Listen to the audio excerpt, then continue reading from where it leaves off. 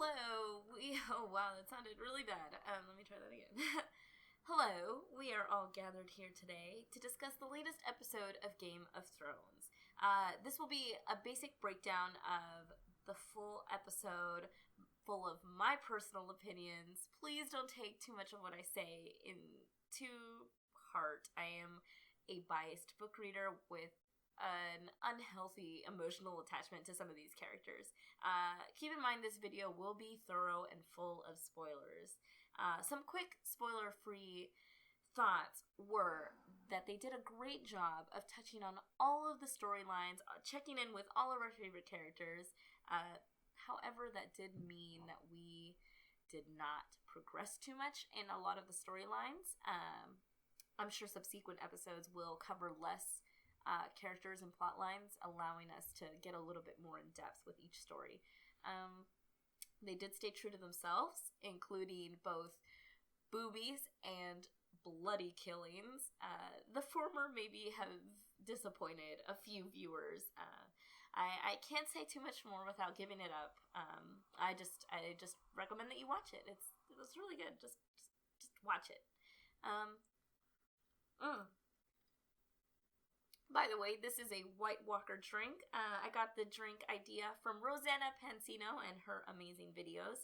I will link the video below in the description so you can make one yourself whenever you're watching Game of Thrones. Moving on to the dirty details. We start off the episode exactly where we left off, with Jon Snow's lifeless body on the cold, hard ground surrounded by his own blood. I was extremely disappointed when he didn't just get up and start kicking everybody's ass, but whatever, I guess. Davos is the first to discover the body. He gathers a few Jon Snow supporters, I suppose, and they take Jon Snow back inside a room in Castle Black and sit there and start immediately plotting revenge and killing all these, talking about killing all these people. Melisandre comes in and does nothing. It's funny, Thoros of Myr can just resurrect Beric Dondarrion 7 times, and then Melisandre, who's supposed to be amazing and powerful, literally does nothing. She ain't about shit, pretty much, is what I'm saying. Ghost breaks our hearts. he starts nudging Jon's lifeless body and whimpers and we didn't need any more emotional torture with this whole situation. Thanks guys. We really just needed you to take that knife and twist it a little bit. Cut to the traitorous dipshit Alistair Thorne. He just blatantly admits to the murder in front of the entire Night's Watch, but then he just gives this speech bashing Jon, and somehow the Night's Watch just is like, oh, well, alright, well, when you put it like that, sure, no worries. So now he's got all of them on their side, minus the few that are tucked away with Davos. I don't know. It's just politics, I guess. He's switching to the other major people in the north, the Boltons. We find Ramsay just in the middle of some amount of human emotion. What is this? He's mourning the loss of Miranda, who, as you remember, was thrown off of the ramparts by Theon, if I'm not mistaken. And so she's dead, and he's sad about it for a whole 0.5 seconds, and then immediately, after he's done being sad, offers to feed her body to the dogs. Pretty much still Ramsay. He goes and talks to his dad, who, Lord Bolton is the only character in this, one of the only characters that has the just right amount of ruthlessness and intelligence to actually make it maybe all the way to the end. But I'm sure he's gonna get greedy, and he's an asshole. Nobody likes him, so we'll see how long he lasts this season, especially considering some of the action might include him, and we'll see how that plays out. We'll see how his tactics work for him. So Papa Bolton is pretty much discussing the victory over Stannis, just making sure that Ramsay knows that this isn't really a victory, considering he didn't do anything and Stannis' troops were super weakened, and they didn't even kill Stannis. It was Brienne who killed Stannis. They don't know that. And obviously Brienne did it for Renly, not for the Boltons, but, regardless, Stannis is dead, and his troops are defeated. He also reminds Ramsay that his newly given last name is always at risk, considering he's got a baby bun cooking in the oven with Walda Frey, Lady Walda, and just pretty much reminds Ramsay that he isn't shit really either. Ramsay tries to make up for it by saying he's got his men out on the hunt for Theon and for Sansa, and how he's gonna get her back so he can birth an heir on her. Oh, speaking of Sansa and Theon, what's this? Sansa and Theon running through the snow away from Ramsay's hounds. Sansa and Theon are escaping, pretty much. They come to this river, they cross through the river. Sansa's hesitant about it, even though she just jumped out of a building into the snow and is running from these hounds. I guess the adrenaline wore off? I don't know. Okay, Sansa, whatever you say. So she runs through the river. The river does nothing to rid themselves of their scent, because the hounds, they catch up with them almost instantly. And so Theon tells Sansa to hide, and then Theon chivalrously turns himself in, which doesn't work because he's a terrible liar. And they still have the hounds who smell Sansa, who's 10 feet away. So they catch Sansa. They capture them both. Luckily, Brienne is still nearby because she just murdered Stannis in the same woods. She and Pod come to the rescue. Theon finds a little bit of manhood, not literally, obviously, and chips into the battle. And then Brienne, Brienne pledges her sword to yet another person. This time it's Sansa. Yes, finally, 3 books later. So we're all pretty excited about that. Sansa accepts with what I guess is the official accepting people into your service creed or speech. She forgets her lines, and Podrick adorably helps her out. Good to see he still hasn't forgotten how to be a squire, and all his squire knowledge is still useful. It's pretty cute. Overall, they stay, or decide that they're going to stay together and go onward with the story together. I'm really excited about this. I'm really excited about this story. I mean, they've been alluding for a while that Sansa was going to be a huge part of this season. Her character is going to get really, really big, and that was extremely apparent in this scene. Brienne, definitely a crowd favorite, fan favorite. Same with Podrick. Theon, whatever. But overall, I'm really excited to see this play out. I'm looking forward to their scenes together, seeing their banter and where they're gonna go. It implies later on where they're gonna go, so we'll talk about that. So let's head down south now to Cersei. We just got back from seeing her through a pretty terrible scene last season. Okay, she may be a pretty deplorable character, but the most brutal walk of shame was tough to watch, even if you hate her. Well, okay, maybe I don't. I personally like Cersei, so it was a little hard for me. Then on top of that, she finds out that Myrcella is gone. Just kick her while she's down, I guess. She finds out about Myrcella. Then she and Jaime, I guess, start, they start talking about it. They're like, nobody's ever gonna, we gotta team up, stick together, nobody's gonna hurt us again. Planetary powers, activate!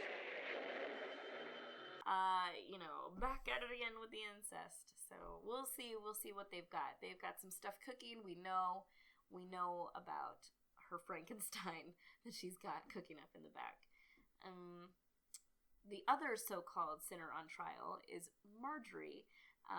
She is still in a cell block being abused by the Septa.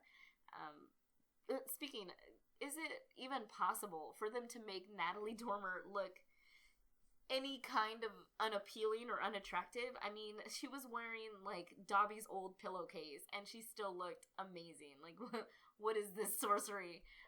She has, like, a weird short exchange with the High Sparrow. Nothing, I don't know, they just pretty much talk about how she's on the path to righteousness. She just has to admit to her sins and her wrongdoings. Nobody's perfect, blah, blah, blah. It's a pretty short exchange. They barely mention to men. Overall, an uneventful scene. I don't know if they're just trying to remind us that she's still here and give us some Natalie Dormer FaceTime, because, I mean, who's gonna complain about that? But on to Dorne, and here is where I have some serious qualms with the way they've been handling the book to story or book to show or plot lines. In the book, Dorne and the Sand Snakes, all the characters in that area have really, really deep and rich. They have rich backstories. They have complex relationships, many, many layers to many of the things going on in Dorne. And in the show, it doesn't quite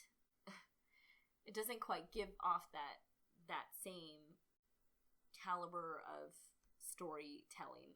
The Sand Snakes are extremely loyal and care about what is right, and somehow killing that innocent girl, her innocent lover, and their prince/uncle, just doesn't seem to fit with what the Sand Snakes are supposed to stand for. Which happened. They killed Trystane, and they killed Prince Doran and Hota, who's his Prince Doran's guard. He was kind of a big deal in the book, so he's gone. And there was just, I don't know. I feel like that's just not.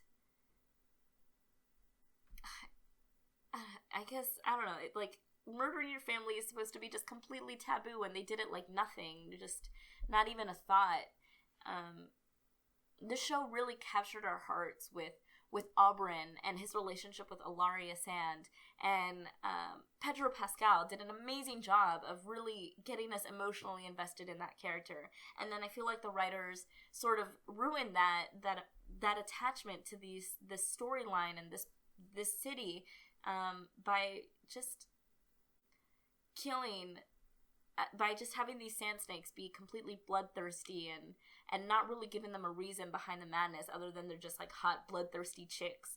I don't know. I feel like there's a lacking in complexity. I feel like they're dishonorable.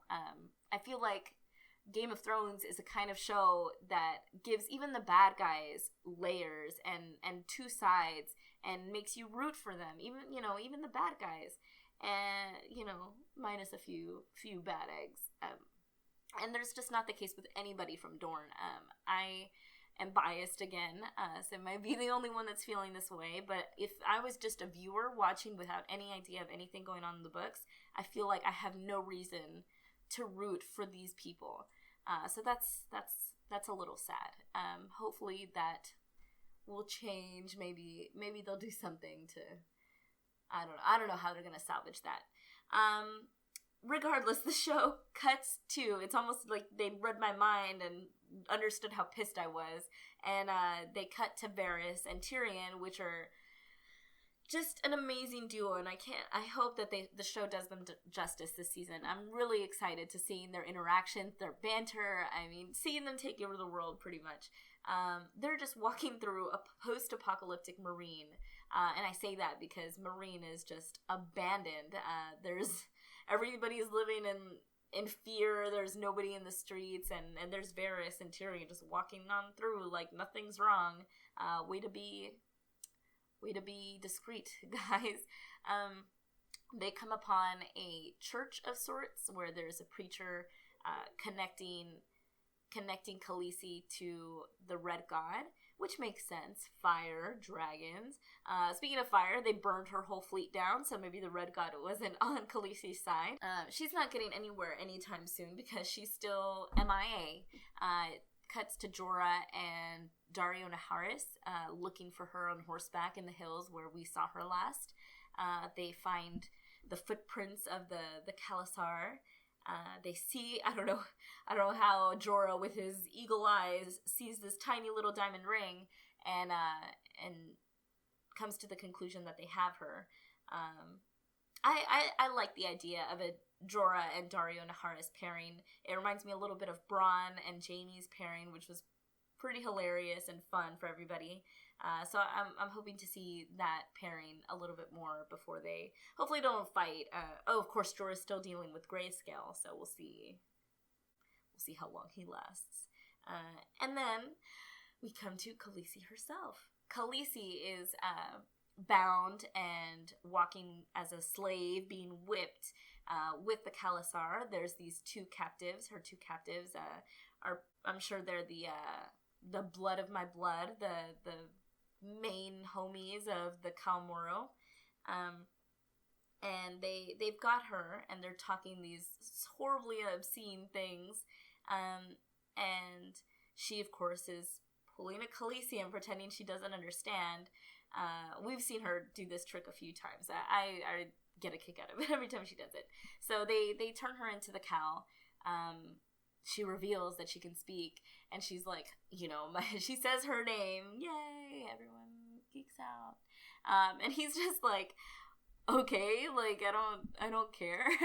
And then she name drops Khal Drogo, which is just like a get out of jail free card. He explains that it's just, it's out of the question to mess with a Khal's widow. This is good for Khaleesi, but also bad because they do reveal that she has to go back to Vaes Dothrak, and that is because that is where the widows of Khals go. So either way, it bought her some time. She should be fine. Hopefully Drogon will come out and save the day. Maybe Jorah, Daario will as well. We'll see. We'll see who gets there first. Finally, it goes back. It goes back to Davos. There's a brief exchange with Alistair Thorne. Kind of funny banter there. It shows them plotting again. There's a mention of Melisandre, and this is the last scene in the show. And the most shocking, the most revealing out of the entire hour episode. And okay, so I'll just tell you. Melisandre's looking at herself in a mirror, checking herself out, I guess. I don't know. And she just starts, like, taking off her clothes slowly. And in my head, I'm like, oh, boobies, they just had to show us boobies. There's no good reason to show us boobies right now. But, so she finishes getting naked, and she takes off her necklace. And as you remember, her necklace is pulsing red always. It gives off warmth, and she takes it off, and then you look back at the mirror, and now there's like kind of like blonde whitish hair, and I'm thinking, oh, it's Khaleesi, like she's having a vision. No, they pan the camera back to Melisandre, and it's her as an old naked lady, and they give you full frontal of good old Granny Melisandre, which everyone I'm sure enjoyed, and will never get that image out of your eyes no matter how hard you wash. So yeah, they showed that. My first thoughts were that she was gonna disguising herself, sort of like the queen from Sleeping Beauty was disguising herself to sneak out of the out of the castle.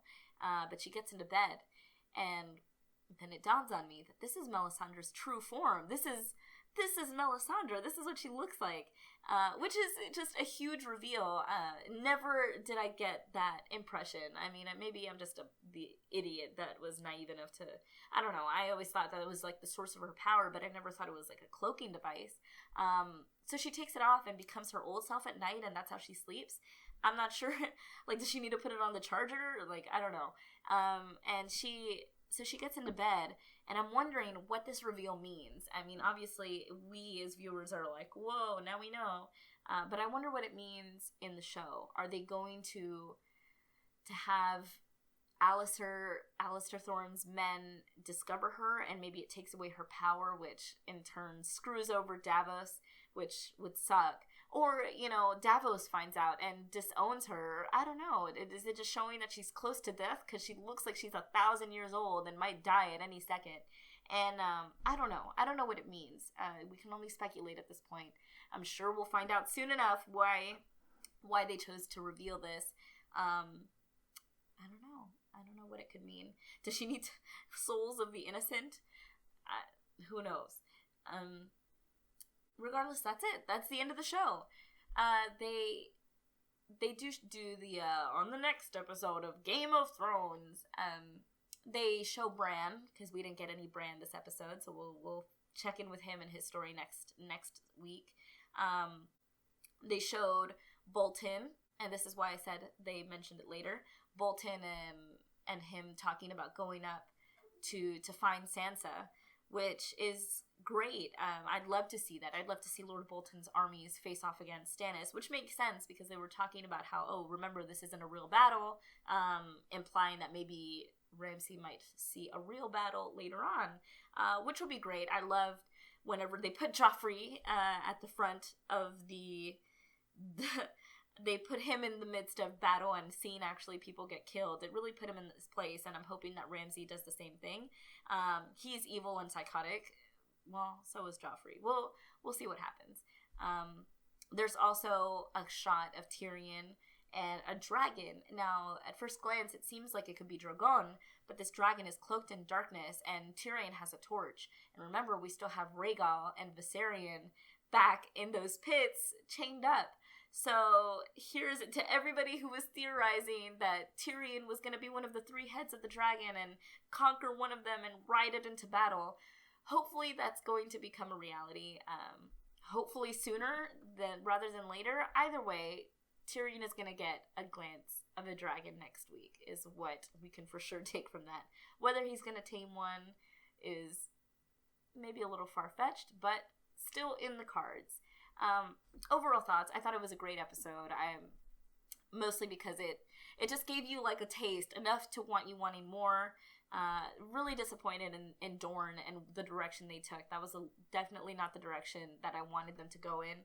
I definitely didn't like what they did with Prince Doran either way.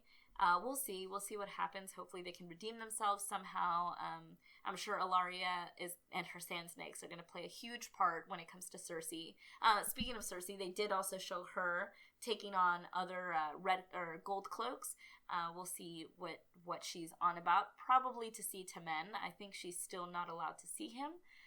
So we'll most likely see Prince Tommen next week.